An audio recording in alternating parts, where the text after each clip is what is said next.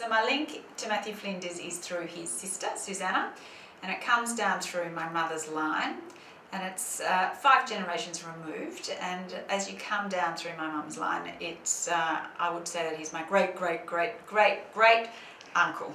When I was living and working in Maningrida, which is a small remote Aboriginal community in central Arnhem Land, and I was working there in the art centre at the time, and I was made aware of the fact that Matthew Flinders' charts were still being used by people in boats along the coast. And I was absolutely amazed to find that those charts that had been made, a century ago, were still very much in use in the present day. It does mean something, of course, if I have a link to this university's namesake. Flinders University is really fortunate because it has a really significant collection of Aboriginal art here. In fact, Flinders was one of the first universities in the country to be teaching a subject on Aboriginal art.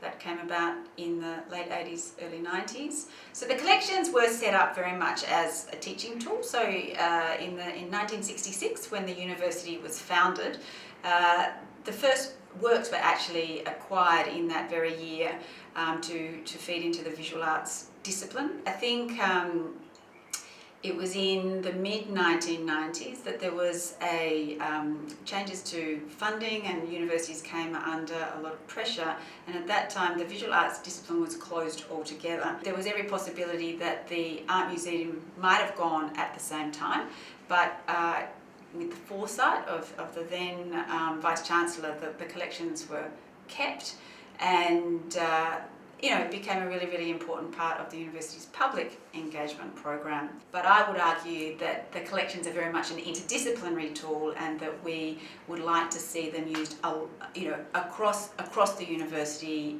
in the humanities, in the sciences, in medicine. There's a place for them everywhere you look.